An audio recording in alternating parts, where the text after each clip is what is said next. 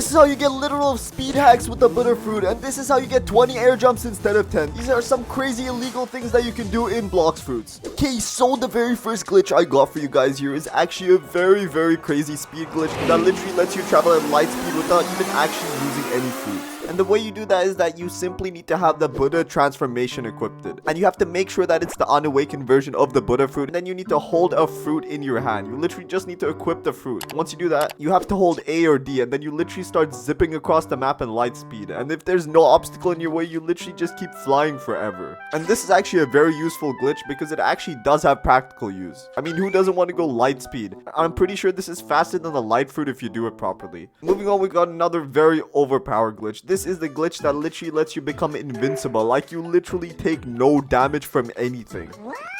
And the way you do that is actually very simple. All you have to do is go into the second or the third sea and complete a raid. And you obviously need to do the raid with the fruit that you're going to awaken, because if you don't, then this won't really work. And once you teleport into the awakenings room, all you have to do is glitch out with the flash step. In previous videos, I've showed you guys how to get into the box, but this time you're actually going to be exiting the box. And once you get up to the mainland, you're actually going to realize that you take absolutely no damage from anything. Not from NPCs, not from players, literally from nothing. And there's a blatant reason why this is extremely overpowered, because, bro, you're going to be winning every PvP fight, and the only way to undo this glitch is to reset your character or rejoin the game. Otherwise, you literally cannot die to anything. And you can even go back to the awakening room and actually awaken the ability you need.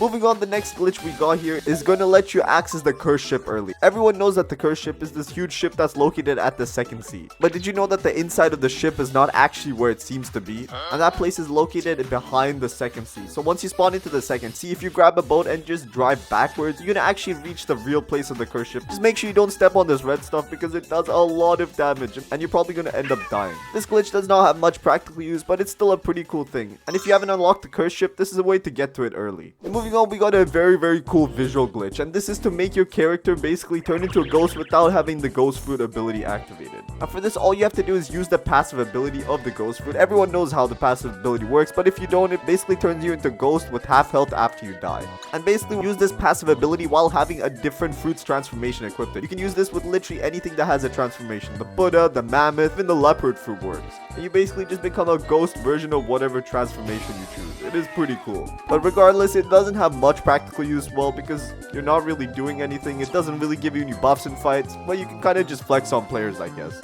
Moving on, we got another glitch, and this one is completely random, and it's an extremely rare glitch that does not happen a lot. And this is the red sky glitch. Actually, I could not find any videos of this glitch. There's just photos from the Blox Fruits wiki. In my opinion, I think this glitch might have something to do with the future updates, but I'm not really sure. Moving on, I'm going to be telling you guys a way to get into the raid's awakening room without actually doing a raid. I mentioned it in previous videos, but I'm going to show you guys quickly. All you have to do is head down to this area that's located at the second sea, and I recommend getting a fruit that allows you to walk on water, like the ice fruit or the awakened magma fruit. And once you do that, you simply just have to walk on the water all the way to this box, and boom, you can glitch inside. And if you're wondering if you can actually awaken your fruit by doing this glitch, well, you can't, because that would be way too overpowered. My dough fruit would be maxed out by now. Moving on, I got a night vision glitch, and this is going to help you a butt ton, especially and only at nighttime. And I recommend using this glitch in huge maps like the second or third sea, because I don't think you really need this in the first sea. It's a very small place. Everyone knows that it's incredibly difficult to see islands at night, and that's the time I recommend you guys to use this glitch. All you have to do is move your camera angle to between the water and in the sea and the area above, and once you do that, you should be able to see the islands a little bit better, and your screen will actually appear kind of bluish and the islands will appear white, and you should be able to tell which island you're going to by the highlights of the islands. And if you can't, well, I recommend playing the game a little bit more so you get used to those. Moving on, I got a pretty cool glitch which lets you teleport with a boat. And you might be wondering, Hans, how the heck do you teleport with a boat? Well, there's actually two different ways to do this. One way is by using the portal fruit's ability or the teleport home ability while sitting in a boat. But this method is extremely difficult to do, but the plus side is that you can actually teleport your boat to specific islands. And who doesn't want to get their boats to places? It's pretty cool, but it doesn't have much practical use. And the second way is the easy way, and I recommend you guys doing this. But this one does have to do with raids, so you actually cannot do this if you're in the first sea. All you have to do is go into a raid while driving a boat or leave a raid while on a boat. And you might be wondering, how the heck do you actually get on a boat after activating a raid? Well, it's simple, but not really. You have to activate the portal fruit's ability after you put in the raid microchip. And this is extremely difficult to do, especially for people that don't have the portal fruit. There's no real other way of doing it, unless you can time your home button perfectly. But I don't really recommend that. If you want to really do this glitch, I recommend getting the portal fruit. This next glitch has something to do with the Buddha's hitbox. For this glitch, you can do it with the unawakened Buddha. You can also do it with the awakened version. And for this, you basically need any sword or fighting style. And keep in mind, this glitch does not work in the game with guns because the Buddha's transformation does not enlarge guns. Everyone knows that the Buddha fruit is known for its incredible range, but this glitch basically lets you keep that range while you're untransformed, which makes it incredibly overpowered. All you have to do is simply transform into the Buddha fruit and then untransform quickly as soon as you switch to a sword or fighting style. It's extremely difficult to do, and they might have actually patched this recently, I'm not sure, because I actually had a really hard time doing that. But I've done it before a butt ton of times, and you'll see that if you watch my old videos. Basically, the Buddha fruit actually increases your hitbox by 8 times, and that's the reason the Buddha fruit is considered the best fruit in the game for grinding. And if you can combine that with sword attacks while not being transformed, it makes it incredibly overpowered. But keep in mind, to do this glitch, you need to have 150 ping or lower. Moving on, I got a pretty interesting glitch, and this one is called the Bouncy Boat glitch. Like the previous boat glitch, this one does not have much practical use, but it's something pretty cool to do regardless. And this is extremely simple to do, and literally anyone can do it because this is a glitch that's doable in the first sea. All you have to do is simply drive any type of boat that you have into the Fishman Island teleporter. And once you do that, it's actually going to teleport your boat onto land. And if you actually walk into your boat, it's going to send you flying away.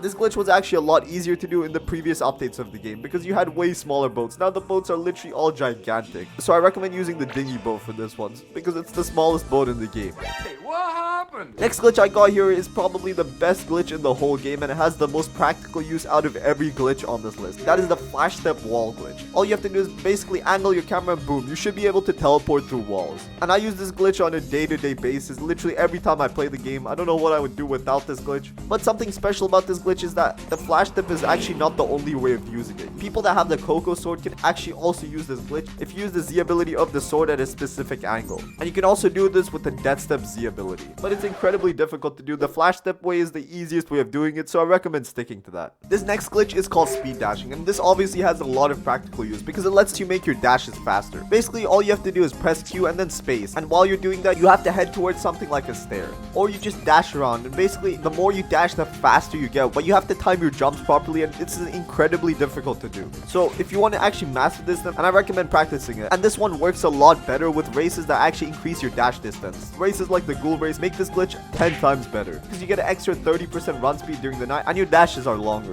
Next glitch we got here, it doesn't have much practical use, but then again, it looks pretty cool. And this is the stacked fruits glitch. For this one, you basically need to drop a fruit and then have someone hold a fruit at the same time as they pick up the dropped fruit. And you actually need 2 people to do this, so you need friends, and that is something that I do not have. But I'm not sure if this has been patched past update 20, but this is something you could do in the history of the game. Next glitch is basically gonna get you stuck in a wall. I'm not sure why you would want to do this, but then again, who cares? This is how you do it. You simply have to use the roller donut ability and roll into the top corner of the cafe on the second sea, and you're literally just stuck. You can't get out unless you dismiss the ability. You can't roll out of place because you're literally stuck. Next glitch I got here for you guys is basically gonna let you use 10 more air jumps than usual. And everyone knows that air jumps are literally one of the most amazing abilities in the whole game. They make your life in general much easier, and they're probably one of the most useful abilities after hockey. And for this, you need the leopard fruit equipped. All you have to do is use your 10 air jumps, and then if you use the leopard fruit's X ability, then you should be able to do 10 more. This is basically going to give you 20 jumps if you have the leopard fruit equipped, and that's all.